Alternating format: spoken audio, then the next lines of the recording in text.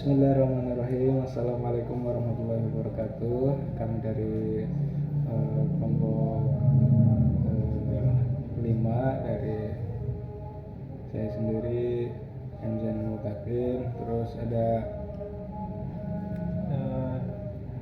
saya Taufik Hidayat dan kemudian saya ada Dani Hermawan. kemudian ada satu lagi yang kebetulan lagi berhalangan karena sakit, Muhammad Rebo Saputra. Kami akan membuat video yaitu penjelasan tentang peran serta pengaruh jin dan iblis dalam kehidupan manusia. Langsung saja, yang pertama yaitu keberadaan jin dan iblis adalah bagian dari perkara gaib yang wajib diimani dalam Islam. Jin merupakan makhluk ciptaan Allah sebagaimana manusia, sedangkan iblis adalah jin yang membangkang kepada Allah. Jadi tidak semua jin itu membangkang. Ada yang namanya jin beriman dan juga ada yang namanya jin yang tidak beriman. Nanti dijelaskan di bawah. Mereka berperan besar dalam ujian hidup manusia, baik dari aspek ibadah, akidah, akhlak maupun sosial. Kemudian yaitu pengertian jin dan iblis. Jin adalah makhluk Allah yang diciptakan dari api.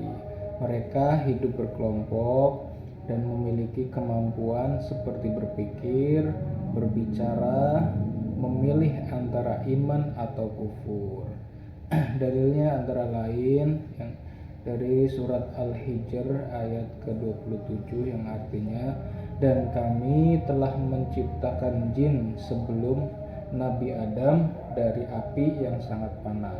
Kemudian ada dari Quran surat Ad-Dariyat ayat 56 yang artinya, dan sesungguhnya kami telah menciptakan jin dan manusia supaya mereka menyembah kepadaku. Kemudian yang kedua ada iblis. Iblis itu berasal dari kalangan jin, bukan malaikat.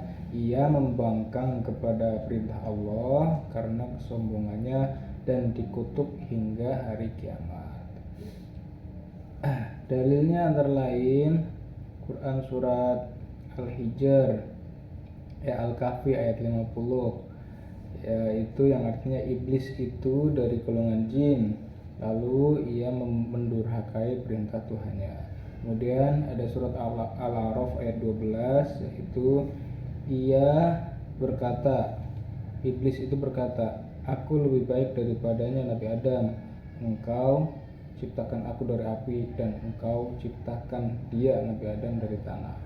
Itu mendasari cerita bahwa dulu ketika Nabi Adam baru diciptakan, itu Allah Subhanahu wa taala memerintahkan kepada seluruh makhluk hidup yang telah tercipta sebelum Nabi Adam, yaitu ada jin, ada malaikat, itu diperintahkan oleh Allah untuk bersujud kepada Nabi Adam.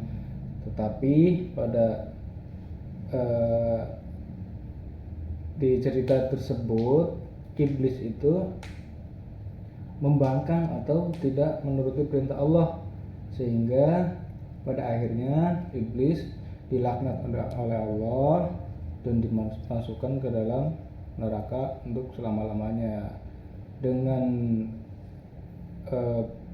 iblis yaitu meminta syarat kepada Allah untuk menggoda umat manusia selama di dunia, supaya nanti bisa diajak ke neraka bersama iblis tersebut. Kemudian selanjutnya itu ada peran jin dan iblis dalam kehidupan manusia. Itu kira-kira apa ya, Mas Dani? Ya, di sini jin itu ada dua jenis.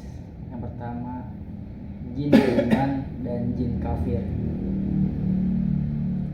Jin itu seperti manusia, ada yang beriman dan ada yang kafir.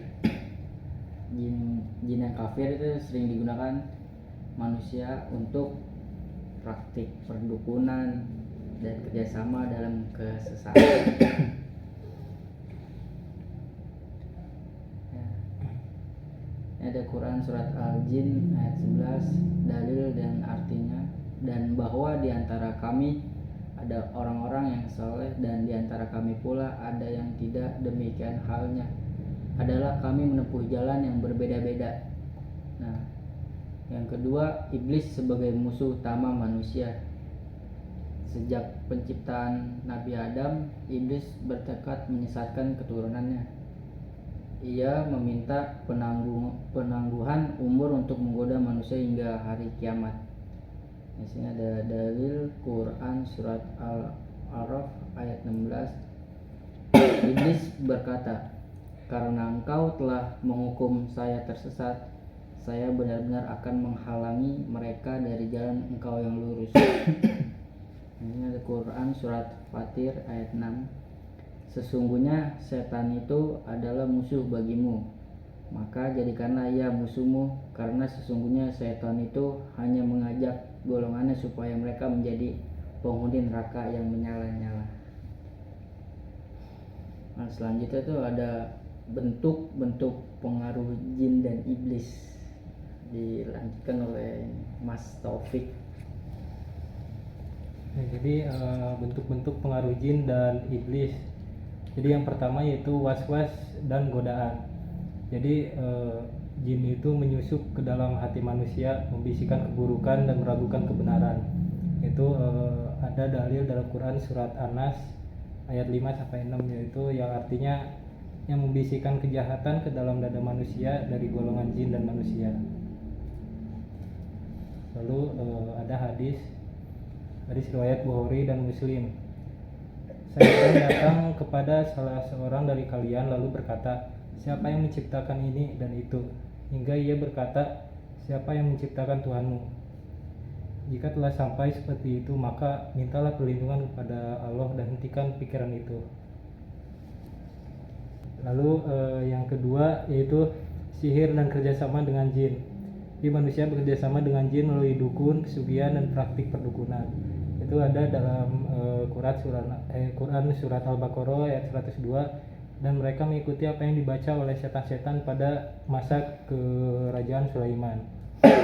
Lalu ada dalam Quran surat Al-Jin ayat 6, dan bahwasanya ada beberapa orang laki-laki di antara manusia yang meminta perlindungan kepada laki-laki dari golongan jin, maka jin itu menambah dosa dan kesesatan kepada mereka. Lalu yang ketiga, gangguan fisik dan mental. Jin dapat mempengaruhi tubuh manusia, kesurupan, rasa sakit aneh, dan juga gangguan jiwa. Itu dalam hadis riwayat Bukhari dan Muslim, diriwayatkan dari Ya'la bin Murrah. Nabi Muhammad SAW bersabda, "Sesungguhnya setan mengalir dalam tubuh anak Adam seperti aliran darah." Lalu yang keempat, perusakan akhlak dan pergaulan. Jadi jin itu membisikkan kebencian, permusuhan, perzinahan, narkoba, dan juga tindakan maksiat lainnya. Seperti dalam Quran surat Al-Maidah ayat 91, yaitu sesungguhnya setan itu hendak menimbulkan permusuhan dan kebencian di antara kamu melalui khamr dan judi. Lalu selanjutnya ada cara menghadapi pengaruh jin dan iblis. Ya, cara menghadapi pengaruh jin dan iblis, yang pertama itu kita harus memiliki tauhid yang kuat, yaitu tidak takut kepada jin dan hanya bergantung, hanya takut kepada Allah Subhanahu wa taala. Adapun dalilnya yaitu Quran surat At-Tolak ayat 3, yang artinya barang siapa bertawakal kepada Allah, maka cukuplah Allah menjadi penolongnya. Cara yang kedua yaitu zikir dan bacaan pelindung. Membaca ayat kursi, membaca surat Al-Ikhlas, surat Al-Falaq, dan surat An-Nas setiap pagi dan sore. Kemudian seperti dalam hadis riwayat An-Nasai dan Ibnu Hibban, yang berbunyi, barang siapa membaca ayat kursi setelah setiap sholat, maka tidak ada yang menghalanginya masuk surga kecuali kematian. Yang ketiga yaitu menjaga sholat dan akhlak.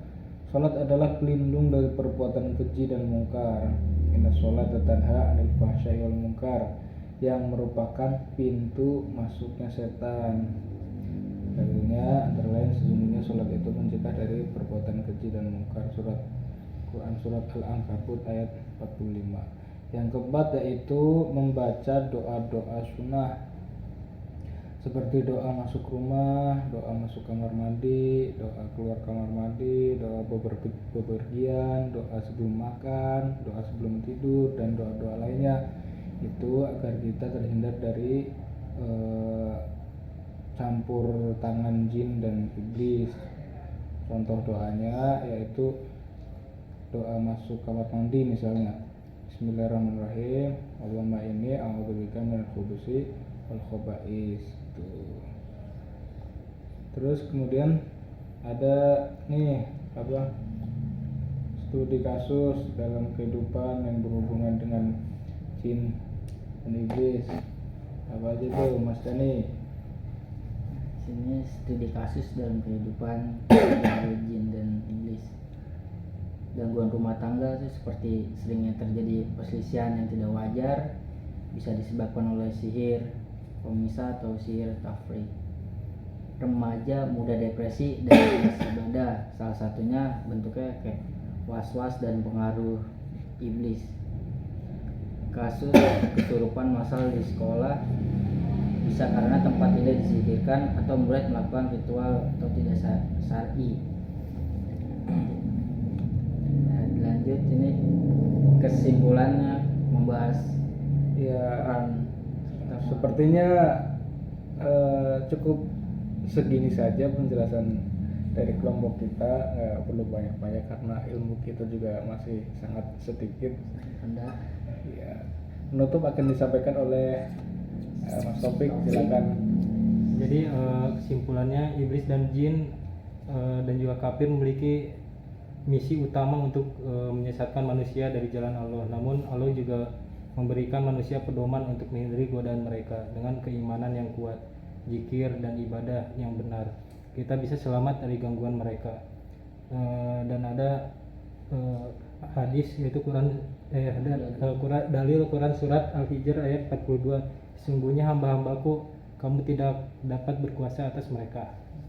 Ya, sekian penjelasan video pembelajaran dari kami, semoga bermanfaat. Terima kasih. Assalamualaikum warahmatullahi wabarakatuh.